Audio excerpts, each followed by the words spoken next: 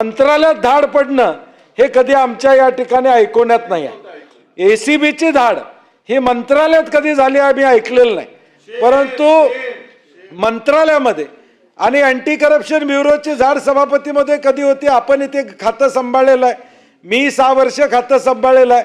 कानावर घातल्याशिवाय मंत्रालयात एसीबीचे लोक जाणार नाहीत, एवढी स्वतंत्रता असेल एसीबीला तर मी एसीबीचं मनापासून अभिनंदन या सभागृहामध्ये या ठिकाणी करेन। परंतु आज त्याची मान्यता घेऊन रेकी करून 2 दिवस रेकी करण्यात आली। एसीबी कुठली तक्रार आल्यानंतर रेकी केल्याशिवाय धाड टाकत नाही, रेकी करून या ठिकाणी धाड टाकली जाते। मंत्र्यांचे ओएसडी का पीए त्या ठिकाणी सापडले जातात, पैसे घेताना प्रत्यक्ष त्या ठिकाणी सापडले जातात। त्यांची फक्त त्या डिपार्टमेंटहून या डिपार्टमेंटला बदली, याच्या पलीकडे या ठिकाणी काही होत नाही। आज तीच अवस्था सभापतीमध्ये हापकिनमध्ये स्वतः सभापतीमध्ये ज्या खात्याचे मंत्री आहेत, अन्न औषध प्रशासन खात्याच्या मंत्र्यांचं पत्र आहे। हापकिनमध्ये काही 2-3 अधिकारी खालच्या लेवलचे आहेत जे योग्य काम करत नाहीत अशी तक्रार स्वतः मंत्र्यांची आहे, म्हणजे आमदारांची नाही, स्वतः मंत्र्यांची आहे। खोटी सही केली अधिकाऱ्यांची। खालचे उपाध्यक्ष विधानसभेचे त्यांची तक्रार आहे, विधानसभेच्या उपाध्यक्षांची त्या तत्कालीन उपमुख्यमंत्री अजितदादांच्याकडे। हापकिन संस्थेबद्दल एक वेगळा आता विषय या लागलेला, त्याची वेगळी लक्षवेधी आम्ही मांडू। आता तो रिलायन्सला द्यायचं चाललंय का अशी शंका निर्माण झालेली आहे।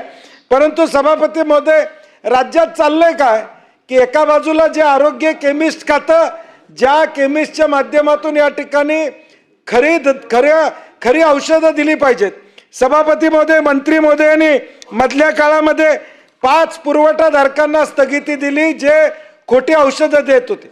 अगदी केंद्रातनं दट्ट्या आल्यावर ही स्थगिती उठवली गेली। मी जाहीर बोलत नाही कुणाचा दट्ट्या आला, केंद्रातनं दट्ट्या आला। 5 विशाल एंटरप्राइजेस, जया एंटरप्राइजेस या सगळ्यांना मंत्री महोदय स्थगिती देतात खोटी औषधं दिल्यानंतर। वरून निरोप आल्यावर मग तुम्ही जागे झालात, अजितदादांनी बोलवून सांगितलं तुम्हाला हे चुकीचं केलं, मग तुम्ही ती स्थगिती या ठिकाणी उठवली। मग तुमच्या प्रत्यक्ष बर्दास्त आहे का खोट्या औषधांसाठी या राज्यातल्या? आणि सभापती महोदय, हा विषय महत्वाचा आहे।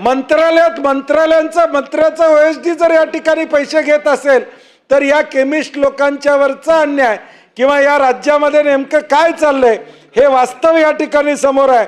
आणि म्हणून आमची सभापती महोदय आपल्या माध्यमातून या ठिकाणी मागणी आहे, मुख्यमंत्री महोदयांनी परवा क्लीन चिट दिलेली आहे, आता ते सगळ्यांनाच क्लीन चिट देतात, कुणाला सोडत नाहीत।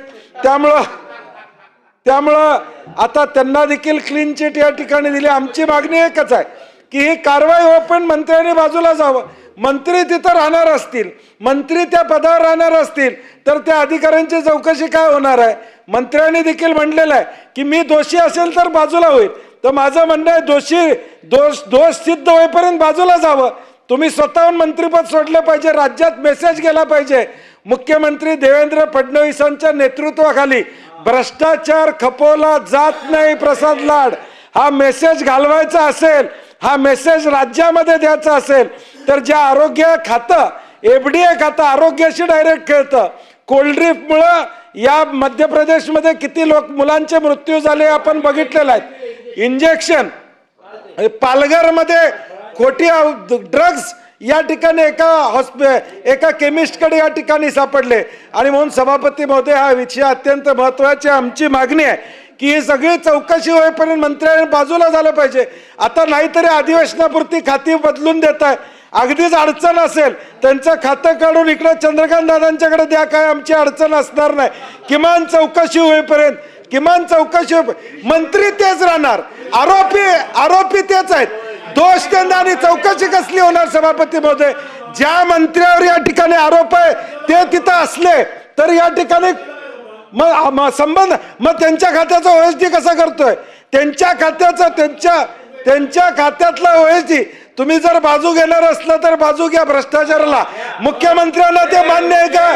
मुख्यमंत्री महोदयांनी सांगावं की या राज्यामध्ये हे मान्य आहे, यांच्या राज्यामध्ये हे मान्य आहे, ह्या राज्यामध्ये भ्रष्टाचार मान्य आहे, हे सन्मान्य मुख्यमंत्री महोदयांनी या ठिकाणी सांगावं।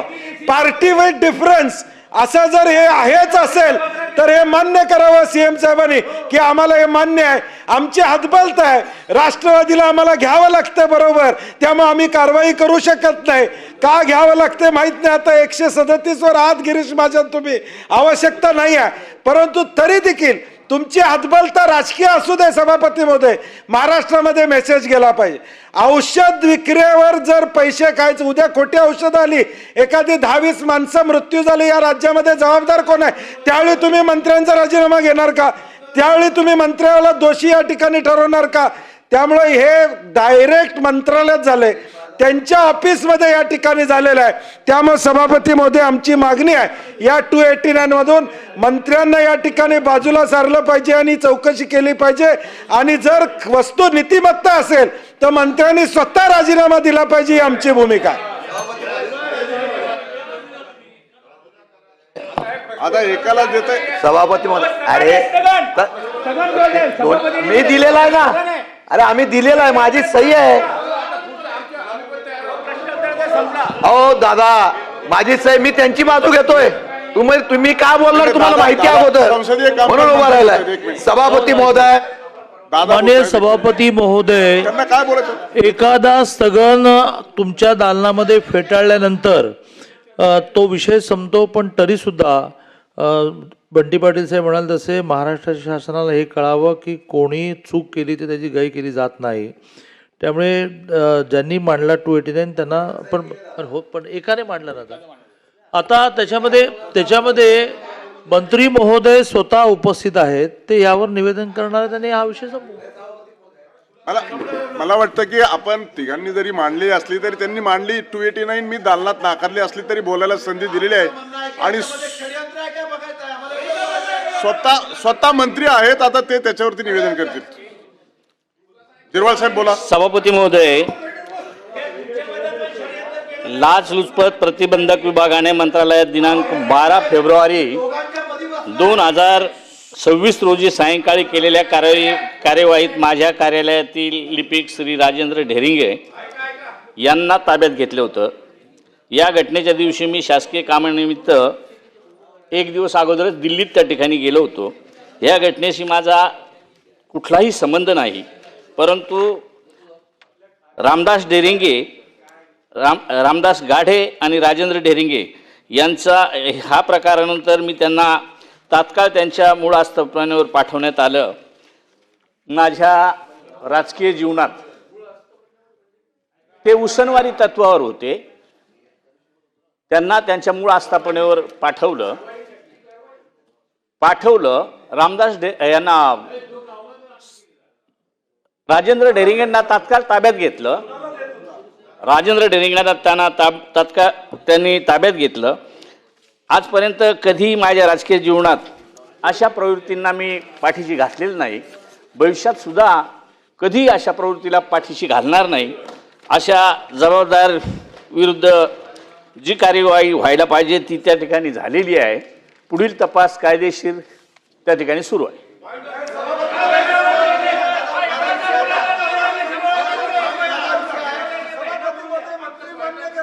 मला असं वाटतं की आपण 289 वर दिलेली सूचना आणि त्याद्वारे केलेलं कथन आणि त्या अनुषंगाने केलेली त्यांनी प्रतिक्रिया आहे. मला वाटतं की या संदर्भामध्ये आता आपण पुढे गेलं पाहिजे. Point of information Prasad Lad. महोदय, आज स्वातंत्र्यवीर सावरकरांची पुण्यतिथी आहे, त्यामुळे सभागृहामध्ये सर्वानुमते सभागृहामध्ये मी त्यांना अभिवादन देतो आणि सभागृहाला एक विनंती करतो. माननीय सभापती महोदय, आपण आपल्या निवेदन मी करतो यामध्ये की स्वातंत्र्यवीर सावरकर ज्यांनी क्रांतिकारक, प्रखर राष्ट्रभक्त, दृश्य विचारवंत, प्रभावी साहित्यिक स्वातंत्र्यवीर विनायक दामोदर सावरकर यांना मरणोत्तर भारतरत्न हा देशाचा सर्वोच्च नागरी प्रदान करण्यात यावा ही मी नम्र विनंती मनापासून करतो. आणि सभागृहाने एकमताने ती संमत करून राज्याच्या मुख्यमंत्र्यांच्या माध्यमातून देशाच्या पंतप्रधानांना ते निवेदन या सभागृहातून पाठवावं ही विनंती मी आपणाला करतो. अमोल मिटकरी. सभापती महोदय, अत्यंत गंभीर असं पॉइंट ऑफ इन्फॉर्मेशन मी आपल्या सभागृहात सादर करतोय. दिनांक 25 फेब्रुवारी 2026 रोजी